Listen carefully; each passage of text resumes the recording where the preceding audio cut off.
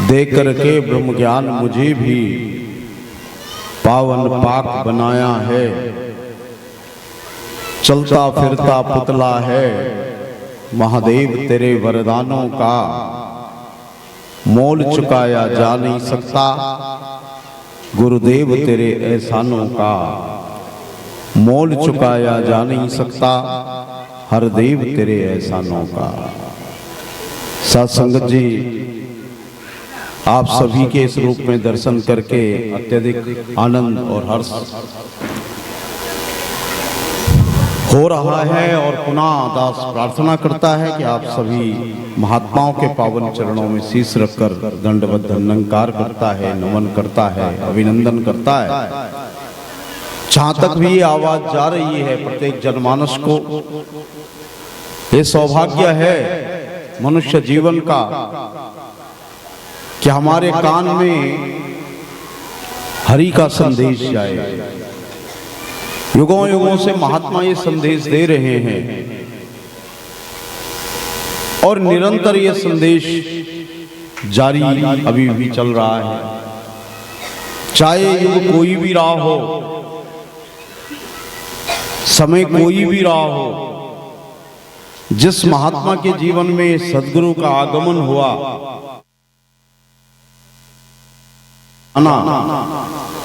वो आराम से नहीं बैठा, उसने एक ही काम किया, फिर सारे जनमानस को आवाज लगाई, संदेश दिया। चाहे फिर महात्मा मीराबाई को पांव में घुंघरू बांधकर ही नाचना पड़ा हो, पर तब भी संदेश दिया। अपनी उन सखियों को, अपने उन साथियों को, पायो जी मैंने राम रतन धन पायो, मैंने पाया है, संदेश दिया है। सखी रे मैंने गोविंद ले लियो मोल, कोई कहे महंगो कोई कहे सस्तो, मैं लियो तराजू तोल, मैंने ठोक बजा कर लिया है। और ब्रिज के लोग सब चर्च करत मैं कहूं बजा कर ढोल, सखी रे मैंने गोविंद ले लियो मोल। चाहे फिर महात्मा सूरदास जी को ये ज्ञान हुआ, आंख से अंधे हैं लेकिन मन तो आनंद से भर गया, मन के अंदर तो परोपकार की भावना ने जन्म ले लिया, मन तो समृत के भले के लिए अब मचलने लगा। क्योंकि जिन आंखों में परमात्मा का बोध हो जाता है वो दिल फिर अबोध नहीं रहता, वो बोध से भर जाता है। और जिसे बोध हो जाता है वो एक ही काम करता है कि सारे संसार को ये बोध हो जाए, वो समृत के भले के लिए फिर निकल पड़ता है। तो फिर चाहे सूरदास जी आंख नहीं है और चल पड़े आवाज लगाई, किसी ने कहा भाई खोली, तुम्हारी तो आंख नहीं है, तो सूरदास जी ने गाया, मैं देखो जसोदा को नंदन खेलत आंगन बारो जी, तत्क्षण प्राण पलट गई मेरो तन मन लागत खारो जी। कहत कहूँ कुछ कहत न पावत ये रस लागत खारो जी, वही जाने जे लुब्ध सुरा सोई जानत जानन हारो जी। भले किसी को मेरी बात का यकीन हो न हो, संसार मुझ पर उंगलियां उठाए तो उठाए, परंतु एक बात का दावा है कि जिसने मेरी तरह परमात्मा को पाया है वो मेरी बात का यकीन करेगा। क्योंकि यही तो परमात्मा का करिश्मा है कि किसकी कृपा न हो तो आंख वाले तलाश करते रह जाते हैं और इसकी कृपा हो तो अंधे भी जश्न मना लेते हैं।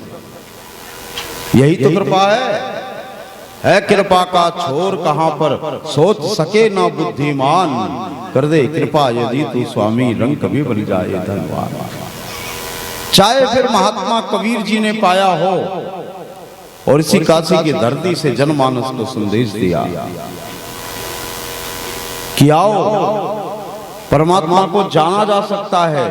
मैंने देखा है, मैं कोई पढ़ी पढ़ाई बात नहीं कह रहा हूं, मैंने आत्मबोध किया है, मैंने परमात्मा को देखा है। और फिर संदेश दे रहे हैं, बैठे पंडित पढ़े पुराण, बिन देखे का करे बखान, वो कहे कागज की लेखी और मैं कहूं अखियन की देखी। और यही ज्ञान जब शहंशाह बाबा अवतार सिंह जी को हुआ तो उन्होंने भी लिखा कि मेरे बयान हल्फिया लोगों, मैंने जमना मरना नहीं, गए अवतार के रो रानी को धर्मराज से डरना नहीं। अब आपने भी पाया तो इसलिए माइक लगाकर गा रहे हैं, इसीलिए महात्मा नाचते हुए गा रहे हैं। कहते हैं ढोल बजा के कि हमने पाया है, लेकिन कब पाया है? जब अभिमान से भरा हुआ सर गुरु के चरणों में झुकाया है। इसलिए दास ने भी लिखी है, अभिमान भरी गर्दन को जब गुरु चरण में आन झुकाया है। अभिमान भरी गर्दन को जब गुरु चरण में आन झुकाया है। मैं जिस्म नहीं मैं चेतन हूं, ये राज समझ में आया है। कब जाकर ये राज फास हुआ है? तो आज जिन्होंने पाया है, और कभी कभी तो स्थिति ये हो जाती है कि जैसे अभी अपने भावुक हो गए, तो उनके लिए भी महात्माओं ने लिखा है कि जिनकी अवस्था मुझे देखकर आनंद से भर जाती है। तो कभी आपने देखा हो किसी माँ का बेटा ना अगर कहीं बाहर प्रदेश में हो और बहुत समय से उसकी कोई खबर न मिले, अचानक बेटा आ जाए तो माँ शिकायत करना चाहती है, आंखों से आंसू है और आवाज निकलती नहीं, क्योंकि पुत्र को देख के वो गदगद है। तो तुलसीदास जी भी कह रहे हैं कि ऐसी अवस्था जब भगत की भी होती है तो वो भी कुछ कह नहीं पाता, लेकिन भले ही वो जुबान से कुछ न कहे, लेकिन वो कह जाता है जो कोई नहीं कह पाता। इसलिए बहुतों ने भूला, मैं भी बोल रहा हूं, कितनों को याद रहेगा पता नहीं, लेकिन जो वो महात्मा कह गया, प्रेम को अल्फाज की आवश्यकता नहीं है, प्रेम तो इशारों में होता है। इसलिए संत श्रोमणी तुलसीदास जी लिख रहे हैं, मम गुण गावत पुलक शरीरा, गद गद गिरही नयन बहनीरा, काम क्रोध मद दंभ न जाके, तात निरंतर बस में ताके। जो इतने प्रेम से भी हल हो जाए, और असल में भक्ति है ही प्रेम का नाम। पर सवाल यह है कि ये प्रेम बाजार दुकानों में नहीं बिका करता। अगर दुकानों में बिका करता तो शायद ये प्रेम भी अमीरों की तिजोरी की धरोहर होती, लेकिन बड़े बड़े अमीर भी प्रेम के मामले में कई बार कंजूस पाए जाते हैं। ये प्रेम बाजार में नहीं मिलता, और ये प्रेम जमीनों में खेती में भी नहीं होता। इसलिए तो संतों ने लिखा कि प्रेम न बाड़ी उपजे, प्रेम न हाट बिकाए, राजा प्रजा जे रुचे, सो शीश देत ले जाए। सिर देना पड़ेगा अपने अभिमान का, पर अब सवाल यह है कि सिर किसको दें? एक अभिमानी दूसरे अभिमानी का सिर कैसे बर्दाश्त करे? तो किसको सिर दें? इसीलिए शहंशाह बाबा जी लिख रहे हैं, एड्रेस दे रहे, कहाँ रखना है सिर, जो कीमत डाल दे सिर की। गुरु दिखावे, गुरु परमात्मा का बोध कराएगा। गुरु दिखावे, गुरु मनावे, गुरु ही परमात्मा को मनवाएगा, दिखाएगा भी मनवाएगा। गुरु दिखावे, गुरु मनावे, और आगे का गुरु ही प्रेम सिखाता है, प्रेम ही गुरु ही सिखाता है। और बिन गुरु भक्ति मूल न होवे, जो करता पछताता है। क्यों पछताता है? क्योंकि मैं जो भी करता हूं उसी कर्म का अभिमान मुझे बांध लेता है, और अच्छा कर्म करने का भी कभी कभी अभिमान हो जाता है। इसलिए महात्माओं ने लिखा है कि किसी को दौलत का तो किसी को ताजो तख्त का मान होता है। ए भाई, ज्ञान का ही क्यों ना हो, अभिमान तो अभिमान होता है। इसलिए अपनी मर्जी से किए गए कर्म का अभिमान होता है। लेकिन जब गुरु कर्म करवाता है तो पहले अभिमान को खींच लेता है। गुरु जब कर्म करवाता है तो अभिमान को निकाल देता है। इसलिए जो सबसे बड़ी अवस्था है वो अभिमान शून्यता होने की है। और अभिमान शून्य अगर कोई हो सकता है तो प्रेम के कारण।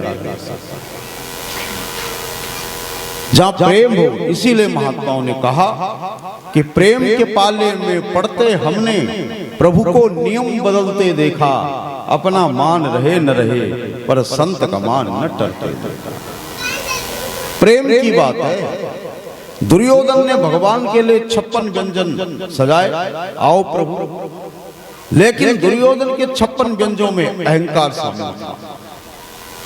क्योंकि दुर्योधन मानता ही नहीं था उनको कभी भगवान। तो दुर्योधन तो इसलिए खिला रहा कि भाई राजभोग खाएंगे, हम राजा लोग हैं, बड़े बड़े व्यंजन बनाएंगे। तो राजभोग लगा दिया। अब राजा के यहाँ जो व्यंजन बने हो तो आम परिवार में थोड़ी हो। भगवान श्री कृष्ण चुपके से निकल पड़े, पहुंच गए विदुर के घर में। और विदुर जी मनी मन सोच रहे हैं कि ऐसा पल आया कि कुछ खिलाने के लिए नहीं है। मन तो चाह रहा है कि मैं भगवान श्री कृष्ण को अपने घर बुलाऊं, लेकिन अब एट अ टाइम घर में कोई व्यवस्था है नहीं है, क्या होगा। वो विचार कर रहे हैं, भाव से भरे हैं, प्रेम से भरे हैं, पर बोल नहीं पा रहे। और उन्हें पता भी नहीं भगवान घर पहुंच गए। भगवान घर पहुंच गए और आप जानते हैं कि केले तो गिर गए भावना में। अब ऐसे भावुक हो गए होंगे जैसे संयोजक साहब। तो भावना में केले तो गिर गए और छिलके खा गए। तो दुर्योधन कहता है कि कौन आपको भगवान कहता है? आपको ये भी नहीं पता कि मैंने 56 प्रकार के व्यंजन बनाए हैं आपके लिए, और आप वहां चले गए जहां कम से कम केला भी खाते तो मैं मानता, छिलका खा गए, ये तो सामान्य व्यक्ति भी नहीं खाएगा। तो भगवान ने दुर्योधन को कहा, दुर्योधन मेरा भी कुछ नियम है, मैं तेरा नौकर थोड़ी हूं कि तूने सामने रख दिया तो मैंने खा ही लिया। मेरा भी कोई नियम है, और मेरा नियम यह है कि मैं 2 ही जगह भोजन करता हूं। या तो जहां मेरे प्राण संकट में हो तब भोजन कर लेना चाहिए, क्योंकि सर्वप्रथम प्राण रक्षा तत्पश्चात दैनिक कार्य। पहले पुराने टाइम पे लिखते थे चिट्ठी में, अब तो वो भी दौर गया, मोबाइल ने क्रांति कर दी। तो भगवान कहते हैं जब मेरे प्राण संकट में हो मैं तब भोजन करता हूं, और दूसरा मैं वहां भोजन करता हूं जहां भोजन से भी ज्यादा प्रेम परोसा जाता है। भोजन महत्वपूर्ण नहीं है, भोजन से भी महत्वपूर्ण जहां प्रेम परोसा जाता है। परसों श्याम दास कहीं बैठा था तो बहनों ने कहा कि महाराज खाना कैसा रहा? तो मैंने कहा कि अगर आपके प्रेम के सामने मैं खाने का ही नमक मिर्च देखता रहूं तो फिर मेरे जैसे नालायक भी कौन होगा। भोजन तो होटल में भी मिल जाता, लेकिन इतने प्रेम से थोड़ी मिलता जितने प्रेम से आप। भगवान तेरे प्रेम महत्वपूर्ण है, और दुर्योधन प्राण मेरे संकट में नहीं था और प्रेम तेरे घर में नहीं था, इसलिए मैंने तेरा घर छोड़ दिया। परमात्मा को प्रेम से रिझाया जाता है, पर ये प्रेम भी तो सतगुरु ही सिखाता है। सतगुरु के दरबार में ही प्रेम सिखाया जाता है, मिलवर्तन सिखाया जाता है, भाईचारा सिखाया जाता है।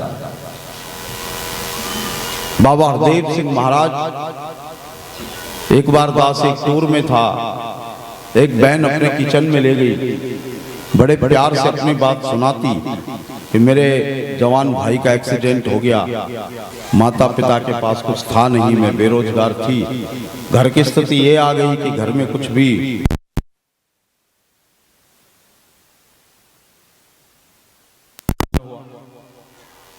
तो उसने महात्माओं से कहा कि मैं अपने घर में चरण तो डलवाना चाहती हूं, पर मेरे पास कुछ है नहीं,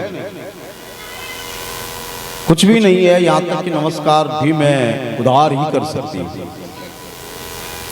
तो महात्मा ने विचार किया कि एक काम करते हैं, हमने तो व्यवस्था बनानी है, तो घर तेरा, अब अच्छे महात्मा रहे होंगे, नहीं तो बोल देते भाई जब तुम्हारे पास कुछ नहीं है। यही तो प्रेम है, यही तो सिखलाई है कि हम कैसे एकजुट हो पाए।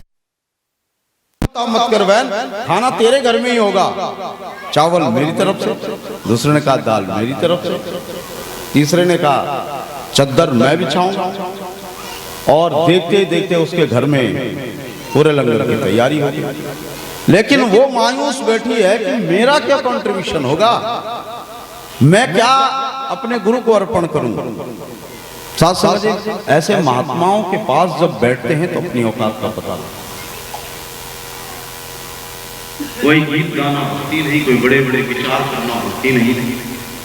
प्रेम अगर हृदय में नहीं आया तो हृदय खाली खाली। तो बहन कहती है कि मैंने जाकर भांग की चक्की बनाई। उसके बाद बाबा देव सिंह महाराज घर में बैठे और अचानक बाबा जी ने कहा कि सब बैठे रहे और उठ करके किचन में आए और उस बहन से पूछा, बड़े प्यार से लीला करते कि इसमें क्या करती है। तो उसने रोते हुए अपने को रोका, रोटी चावल, फिर पूछा इसमें क्या रहता है, तो वो जोर से रोई पड़ी। उसने कहा कि फिलहाल तो कुछ नहीं रहता, ये सब इन महात्माओं का दिया हुआ है। और बाबा जी अब आप पूछ ही रहे हैं तो सब कुछ उधार का है, मेरे तो सब का नष्ट रखा है। तो हुजूर ने मुस्कुराते हुए कहा अच्छा आज के बाद नहीं रहेंगे तो कुछ तो भोग लगाओगी, कुछ तो खिला रही होगी।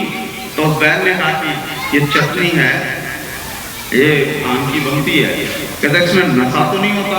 तो मुस्कुराते उस बहन ने कहा कि नशा तो इसकी पत्तियों में होता है, ये तो बीज की चटनी है, ये ठीक होती है। तो जब भोजन परोसा गया तो हुजूर ने कहा कि सबसे पहले मुझे चटनी प्रस्तुत की जाए। साथ संगत जी कौन सिखाएगा, गुरु मनावे, गुरु दिखावे, गुरु मनावे, गुरु ही प्रेम सिखाता है, गुरु बिन भक्ति मूल न होवे, जो करता पछताता है। फिर ले गई वो हमें और बिठाया कि इस कुर्सी पर इस जगह पर बैठो, यही बाबा देव सिंह महाराज बैठे थे। और भैया उस दिन मेरे पास कुछ, मेरे पास सब कुछ है जो मैं उस दिन नहीं खिला पाई, मेरा मन है आज खिलाना चाहती हूँ। तो दास अब भी भावुक हो रहा और तब भी भावुक हुआ कि सच्चे पातशाह खजाने तो तूने भरे और खान को इस लाभ के साथ जोड़ता है, इस असीम के साथ जोड़ता है और धीरे धीरे मेरी तंगदिली विशालता में बदलने लग जाती है। धीरे धीरे मेरी घृणा प्रेम में तब्दील होने लग जाती है। धीरे धीरे मेरी तंगदिली विशालता में तब्दील होने लग जाती है। धीरे धीरे मेरे विकार भक्ति में कन्वर्ट होने लग जाती है। मेरी कामना प्रार्थना में बदलने लग जाती है। मेरी सोच का दायरा,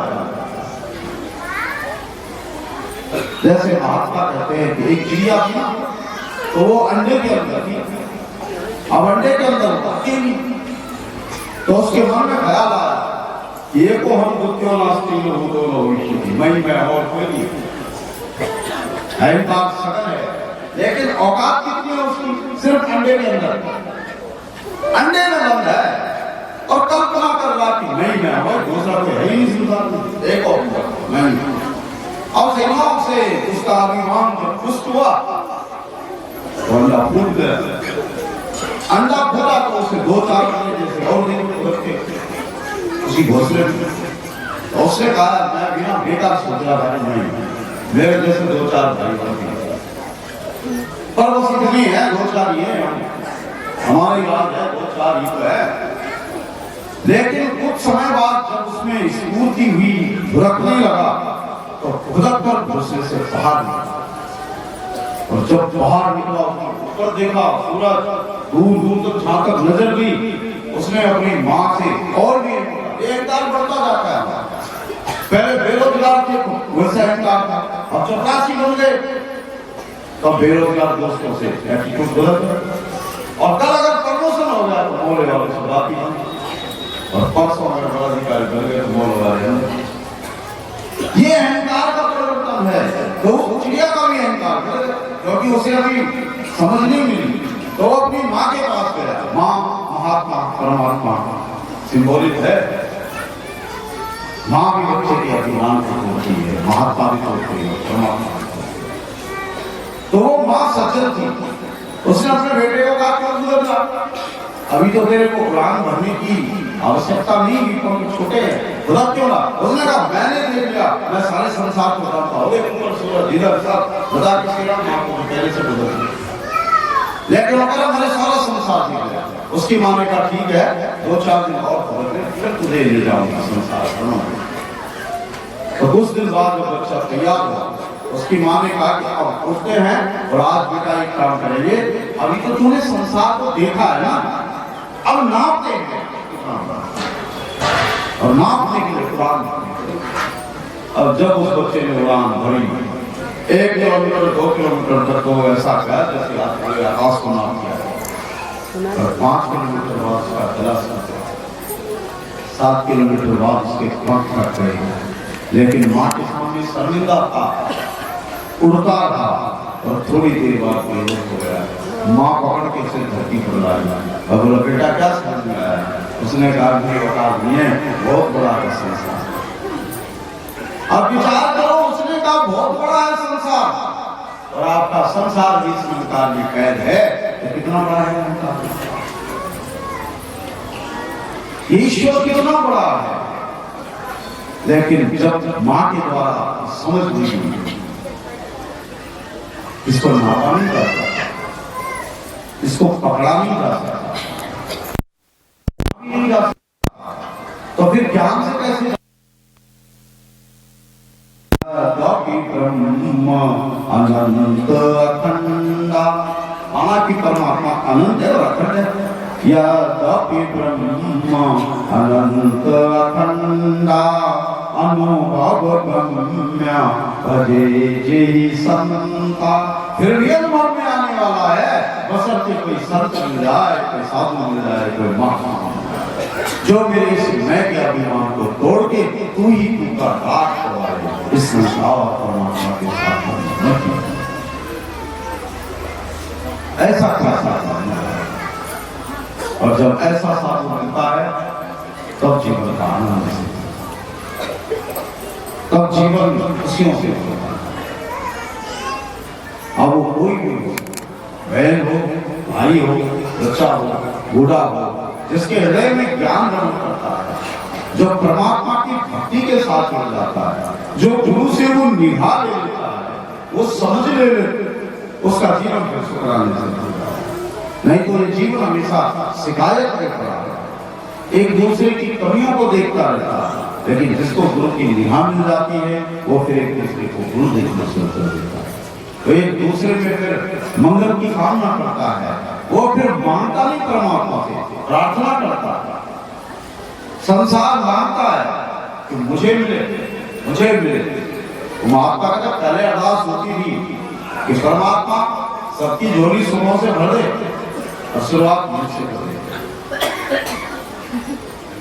तंग दी पहले मेरा पास आ रहा है, और अब महात्मा क्या कहते हैं कि प्रभु सबकी झोली भर दे, शुरुआत जिससे मर्जी कर दे, सब तेरी उचित है, जहां से भी शुरू कर सबसे। और भी ऊंची अरदास महात्मा करते हैं, एक कुर्सी मिले मुझको, 2 मिले पड़ोसी। ईमानदारी से बोला, दिल से अगर गाते हो तो खुशी होगी, और अगर वैसे वैसे गाते और तुम्हारे घर में एक कार आ गई पड़ोसी को, तो फिर रात नींद नहीं आने वाली, ये तो गड़बड़ होगी अरदास। क्योंकि दिल से अगर गाओगे तो खुशी मिलेगी, वाकई में खुशी मिलेगी उसको, तो मिले पड़ोसी। फिर ये प्रार्थना दिल से होती है, क्योंकि दिल इस निरंकार के साथ जुड़ा है, कल्याण का भाव होता है, परमात्मा का भाव होता है। एक छोटी सी बात कहकर के हमारे प्रोग्राम देंगे। एक बार ना एक खेत में एक चिड़ा और एक चिड़िया रहती, दोनों रहते। फर्क सिर्फ इतना था कि चिड़िया वो सासू का सुन कर वो मैके से महात्मा थी, चिड़िया भी महात्मा था, लेकिन वो चिड़िया नहीं, इस मन की चिड़िया के लिए कहानी बताई जा रही है। और मन को नई चिड़िया नहीं कह रहा, कबीर साहब ने कहा, कहां पर था, मनवा तो पंछी भय उड़ो उड़ो फिरे आकाश, ऊपर से ही गिर पड़ा वो माया के पास। यानी चिड़िया सिंबॉलिक है। तो चिड़िया जो पत्नी है वो साधु है, और जो चिड़ा है वो चिड़ा, वो भी चिड़ा हुआ है। तो दोनों है अपने पत्नी। और अवतार वाणी में तो लिखा है ना कि ऐसा नक्शा कई जगह हो सकता है, ज्ञानी और अज्ञानी दोनों दिखने में है एक समान, एक प्रभु में वास होता है, एक प्रभु से है अनजान। ऐसे कई घर मिल जाते हैं जहाँ महात्मा बोलते मैं कुछ नहीं हूँ, ये नहीं जुड़े हुए, तो पता लग जाता है चिड़िया है, चिड़ा पता लग जाता है। तो ऐसी वो चिड़िया गिरी हुई। तो सिलों पर जिस किसान के खेत में पेड़ में उन्होंने घोंसला बनाया था, वो किसान तो और भी उसकी इतनी सोच, छोटी सोच थी कि अगर मेरी फसल पकेगी ना तो ये चिड़िया के बच्चे घोंसला मेरे खेत को नुकसान पहुंचा। कितना था, लेकिन दिमाग में अगर तंगदिली है, दिमाग अगर तंगदिली वाली है तो नोटों के बंडल मिल के घरों में पकड़े जाते तो नहीं होते हैं। गरीब तो फिर भी श्याम की रोटी खाकर आराम से सोता है और उनकी नींदें मिल जाती है। अब छापना पड़े तब छापना। चोर का डर नहीं, गरीब आ जाओ भैया, एक कंबल है उसमें हम सोए हैं, ठंड लगी तो बैठ जा, जाना है। पर सवाल ये नहीं कि आदमी गरीब नहीं, सब प्रकार की संपन्नता कृपा करें, लेकिन इतनी भी संपन्नता ना हो कि मेरे जीवन का आनंद ही चला जाए। तो महात्मा निरंतर समझा रहे कि वो घोंसले में ना उसने आग लगाई, किसान ने आग लगाई तो चिड़ा चिड़ी तो उड़ गई उनके पास, पर जो बच्चे थे वो जल गए। अब जलने के बाद पति ने कहा कि मैं समय आने पर इस किसान से बदला होगा, और पत्नी ने कहा कि नहीं, देखो उसका कर्म उसके साथ है, हमारा कर्म हमारे साथ है, आप क्षमा करें। पति ने कहा देवी आप क्षमा कर लो, आप बैठे रहो, मैं तो समय आने पर अपना काम अपने साथ करूंगा। अब जैसे वो फसल लहराती हुई पीली फसल तैयार हुई, अपनी चोंच में जलता हुआ कोयला लेकर गिरा हुआ, किसी भी घर से लकड़ी का पीछे का टुकड़ा पकड़ के जो जल रही थी लकड़ी, उसको उठाया चोंच में, जाकर किसान के खेत में डाल दिया। 1 मिनट में खेत में धूल धूल जल गया। वो चिड़ा ताली बजाने लगा, हो गया इंतकाम पूरा। चिड़िया रो पड़ी और चिड़िया अपनी चोंच में पानी अपनी चोंच में पानी भर के डाल दिया, और जो भयानक दवा आग जली हुई वहां भयानक अग्नि जली हुई उसमें डाल रही, बेचारी नीचे भी नहीं आ पाती, बन जाएगी, ऊपर से डाल दी है, अग्नि तक आती आती उसकी, लेकिन वो निरंतर प्रयास करती है आखिरी समय तक। भले ना तो आग बुझी और ना ही फसल बची, और थक हार के जब चिड़े के पास में बैठी तो चिड़े ने कहा कि हो गया, बुझ गई आग। तो चिड़िया ने मुस्कुरा कर कही मुझे कोई फर्क नहीं पड़ता, मैं आग बुझी है, लेकिन एक बात बता मेरे दोस्त, एक बात बता कि जब भगवान के दरबार में हम खड़े होंगे तो तेरा नाम आग लगाने वालों में होगा और मेरा नाम आग लगाने वाला। मैं भी नहीं जानता कि मेरे प्रयास कितना सफल हो सकता है, लेकिन जब भी मैं सत्संग तेरे समक्ष खड़ा होऊंगा तो मेरा नाम कम से कम आग लगाने वालों में नहीं, आग बुझाने वाला।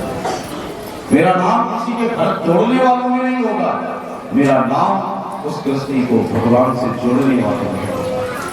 मेरा नाम किसी को गिराने वालों में नहीं होगा, मेरा नाम तो मंगल की प्रार्थना करने वालों में होगा। मेरा नाम किसी के जीवन में जहर घोलने वालों में नहीं होगा, मेरा नाम अमृत बांटने वालों में होगा। इसीलिए मैं भी उस चिड़िया की तरह अपना छोटा सा प्रयास कर रहा हूं, और छोटा प्रयास करते हो, कब मेरे छोटे प्रयास को ये दयालु स्वीकार कर दे और छोटे से प्रयास को बड़ा प्रयास, छोटे से प्रयास को बड़ा प्रयास, क्योंकि गुरसिक सिर्फ प्रयास ही करता है, प्रयास को पूर्णता को सदृढ़ करता है। इसलिए हमेशा भलाई में लगे रहिए, एक दूसरे के शुभ चिंतक बने रहिए, सबका मन संकार प्रभु के साथ जोड़ते रहे, क्योंकि बताते रहे कि प्रभु दयालु है, कृपालु है, इसने मेरी पकड़ रखी है, तुम्हारी भी पकड़ रखी है। ये संसार के मंगल करने वाला है, इसीलिए तो हम सब मिलके इसका मंगल आते हैं। क्यों गाते हैं? हे प्रभु मंगल में है आचरण के, तो हमारे आचरण को मंगल करने वाला है, तो सारे संसार का कल्याण करने वाला है, सिर्फ मेरे ही घर को चलाने वाला नहीं, तो सूरज चांद सितारों को चमकाने वाला है। इसीलिए तो प्रार्थना की जाती है, सर्वे ग्रहे शांति कराओ। हे प्रभु आप सारे ग्रहों को शांत करो, सारे ग्रहों को आप मंगल करो। लेकिन थोड़ा विचारनीय प्रश्न ये है कि संसार की अशांति परमात्मा के कारण है, संसार की अशांति का कारण हम हैं। हम शांत हो जाए तो संसार तो अपने आप शांत। हमने इनको पेड़ काट काट करके जो है ये पर्यावरण असंतुलित कर दिया। अब सब लोग पेड़ लगाओ, जल बचाओ, भगवान को पहले से ही लगा रखे थे, आगे तो हमने। इसलिए भगवान ने तो सब कुछ मंगल ही किया है। उस प्रार्थना को प्रभु मैं इस जगत में जीवित रहते रहते मंगल में ताकि मेरा जीवन भी जब तेरे सामने प्रस्तुत हो तो मेरा नाम भी आगे हो, मेरा नाम भी आगे हो। ये प्यार का दरबार है। सुबह जो भवन से चले सेवा दल की बहनें बहुत देर से महात्मा निरंतर परिवार पूरा सेवा में लगा रहा रात से, सुबह उठ के कह हम भी चल रहे। ये तो दयालु दोनों साहब अपनी गाड़ी भेजी, तो कृपा करो, बख्शिश करो। जिसकी कोई लियाकत नहीं है वो भी दातार सच्चे पातशाह जीवन का जश्न मनाता है। इसलिए दाता इन्हीं स्वभावों के साथ वाणी को विराम देते हुए कि सबसे कृपा करें, बख्शिश करें और ये परिवार बनता रहे, भूलता रहे, जीवन के सवालों प्राप्त करे, किसी छोर से कोई कमी न रहे, कोई कमी न रहे। बार बार पर मांगो हर्ष देव श्रीरंग और सरोजन पायनी भक्त सदा सत्संग प्यार से